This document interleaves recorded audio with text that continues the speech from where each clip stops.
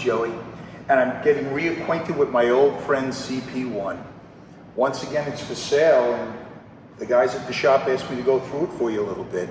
This is CP1, the original 4GT that went down the assembly line, complete with all the original panels as the car was when it went into production.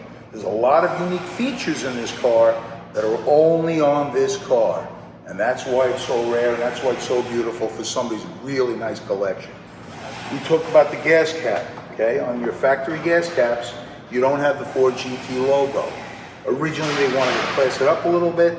They stamped in the 4GT, but what was happening is the curve of the gas cap was too much for the print, and they were only getting 1 out of every 3 prints.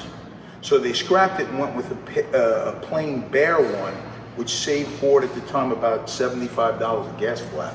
So if you see one of these, it's from a prototype only. As we move on to the car and come around the back, why I love this car so much, Camillo Pardo, who's a good friend, was a designer at the time. Camillo signed the car in 2008, signed it as #1, okay? Bill Ford, another friend at the time, still to this day, signed the car as well, along with all the people that designed and engineered the car. It's only about 6 or 7 people. It was a small group at the time, but it was a good group. There's a lot of unique features on this car, only to CP1. But what's so unique about CP1 compared to earlier workhorses and bucks, you could take off any panel from this car and put it on a 2005, 2006 production car. Very, very unique. If we come to the back, what makes this car unbelievable for a collector, when they were making the back clamshells, this clamshell is pure carbon fiber in 2002, okay, a long time ago. This one clamshell cost over $40,000 to produce, just for this one car. Obviously, they didn't go down that route because of expenses. The entire car in 05 only cost $150,000, $155,000. So obviously, this had to be cut out. But it's a very, very unique feature. Other features that were only on CP1 and prototypes, Camillo Pardo, the designer at the time, brought to the board, can we go with a blacked out blower at the back, okay? They decided against it. It was polished silver. Other unique features to the back, also we have the transmission cooler, okay? Transmission coolers at the time were an option through the parts bin. You'd have to pay another couple of $100. They didn't come factory. You could have ordered it and then put it in, which is a big, big savings grace. But this car really had it all. As we come around to the side, when they were doing their engine management programs for the gasoline of the car, you had to test it for the EPA with the catalytic converters and all that. Even though this looks like a 1966 Ford GT40, it's 4 inches taller, a lot wider, and obviously we had to meet modern emission standards, okay? So what they were doing is they had quick valve releases, and it's all still here and it still all works. You're able to put in 5-10 gallons of 87, 89, 94, even 100 octane. And then they'd run through the system to see what was the best, and they would adjust the engine management systems to the car. My drive around the world, we were averaging 23 miles to the gallon driving around the world in a Ford GT. That's how efficient, but still fast this car could be in the modern era. When we move inside the car behind the passenger panel, yep, this whole ball of cool wires that comes with it all, okay? This was plugged into all their engine management computer systems, and they would regulate gas flow, airflow, temperatures and all, and combine it with the gasoline and come up with their mixtures. Pretty cool, okay? Come on, we'll come to the back. So now we have stuff that's only on this car that you never see anywhere else. When we come to the back of the car, we notice we have long extended pipes out the back. That was for a couple of reasons at the time. If we look really close, there's a sniffer on the car, okay? This was also taking in the emissions on the car, seeing what the amounts were coming out, but also these extension pipes, besides being used for the emissions, okay? Alex Borla, who designed the aftermarket or Ford SVT mufflers for the cars, a Autosport muffler, okay? These are some of his rings at the time, and you could, at that time, you could have gotten the Ford Baller racing exhaust option. You'd have to put it in. Didn't come with the car from the factory, but it was in the parts catalog. And this is a part of that deal as they were working together. Original plate CP1 from the manufacturer at the time was just unbelievable. Okay? And Carroll Shelby himself, the man, signed it. The bottom wing underneath for the air damage controller is metal on the prototype. Okay? They're plastic fiberglass on the production cars, but on this one it was metal. As you could see, when they were putting it through the wind tunnels, they'd be bending them up to see which way it would keep the car down the furthest. This obviously didn't have a finished cover yet, but this was the factory bumper. Now, depending if your car was black, white, red, you'd have a cover painted to that color combination of the car. Okay? There's a lot of firsts on this Ford GT that were used in production Fords after the car was even complete. First gas capless car was the Ford GT as a test bed. So there's no gas cap underneath that flap. There's 3 flaps inside the pipe. Okay, we come around to the other side. Ford GT, remember, was under the Ford Premier Group. Ford at the time had purchased Aston Martin, purchased Volvo, purchased Land Rover. So this was a part of their Premier Group. These marker lights are off of the old Land Rovers to save money using them out of the parts bin. Okay? If we come around to the side, and by the way, this rear fascia on the factory car that came out in 0506, this was recessed into the bumper, okay? But for the prototype, it was outside, and eventually they cut it in to make a smoother look, okay?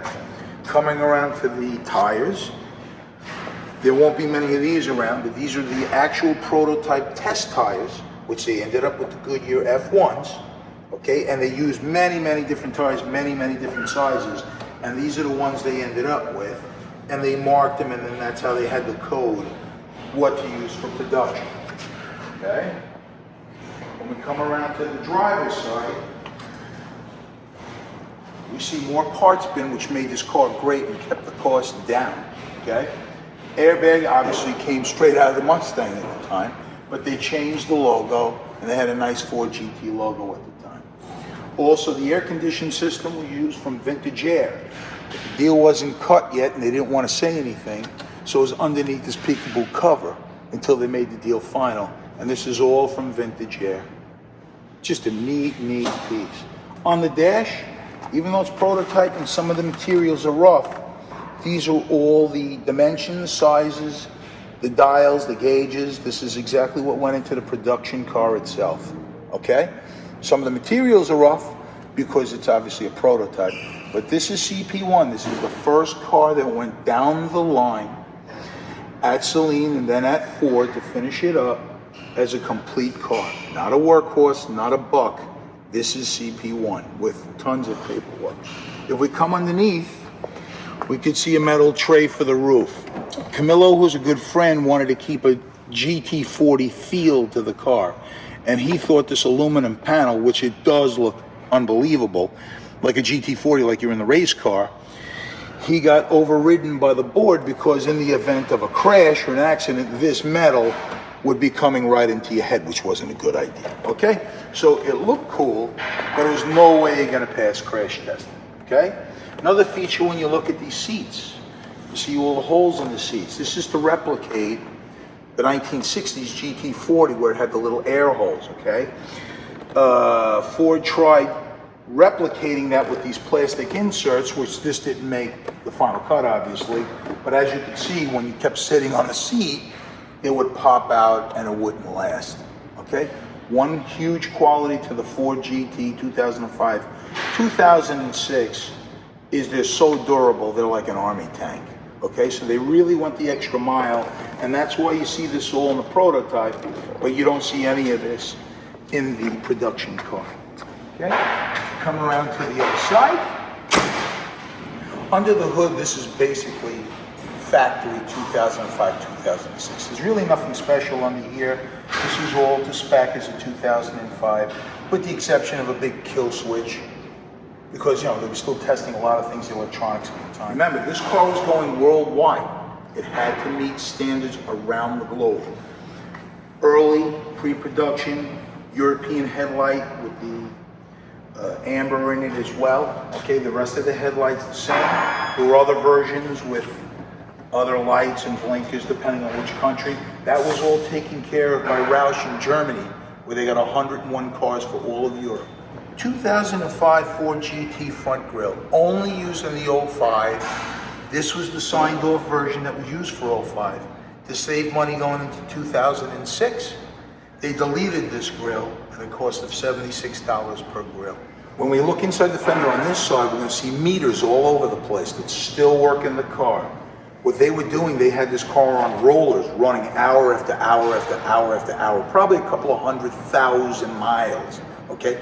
Testing the gas, testing the air, testing the emissions, and it's all clocked with the car. There's also at least 400 to 600 pages of documentation with this car, explaining everything, even the dimensions on the car, the loads on the car, the parts they used, which all went into the factory 2005-2006. A closer look at the interior from the CP1 to production. This was like a grain plastic, okay, which eventually became leather. And they didn't even know what to do with the clips yet at this point, okay? They made the dummy cover for the airbag for the passenger side, which there was a cutoff switch in case you had a child in the car. And they even to this day behind the seat have the little bracket for the child support seat for a little kid, okay? Fuse block panels in the front, all covered by standard plates. And if you look real close when you come on in, push red button to start vehicle. Pretty cool. Obviously this was a big deal in 2005, like you're starting a rocket ship. Clutch in, neutral, key on, boom. What's very, very rare, and I've been dealing with a lot of prototypes or unique one-off cars, this car was really made like a 2005. So let me explain. Put the key in, clutch in as any normal Ford GT, it's in neutral. Put the power on, hit the button, starts right up. And with all those test miles on this car, not on the track, on rollers, we go to the back, and I hit the gas. Sounds good. Turn it off. No run on, no knock. The car is just a beautiful, beautiful piece of history. Another tidbit of information on the Ford GT. If you look at the back on the engine support rails, the silver rails where Bill Ford signed, Camillo signed, when they cut the angle to the bulkhead to save money, they took the scrap piece left over and used it for the door pull. So the door pull and the engine frame mount rail are the same piece. This is the scrap left over. Pretty cool. Let's go for a ride. Okay, we're in a closed road because Tom wanted me to show you how it runs. It's idling at about 850, 900, but I have a 5-mile-per-hour governor. So, it's about as fast as we can go. But if you look, gauges and all says check gauges, engine, because some of the stuff is disconnected with the prototypes. But again, car drives straight. Hold on, stops right away. So if the governor was ever taken off this thing, yes, you can drive it, but at least you know at 5 miles an hour, you're the coolest guy in town.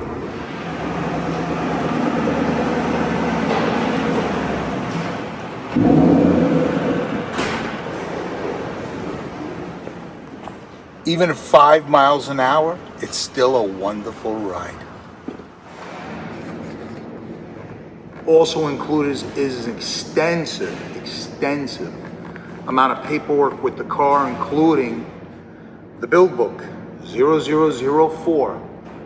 The red, white, and blue car were for the Centennial. They weren't really full production cars like CP1 was, okay? You get every piece of minutia on the car. Torque specs, what parts they used, stuff that broke, stuff that didn't break.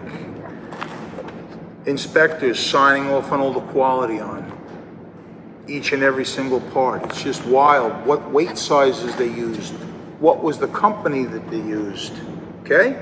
And that was all July 2003 at the beginning. 16 months later, you're able to buy a production Ford GT. There's over 600 to 800 pages on this car, including everything that was in my book, Ford GT, The Complete Owner's Guide.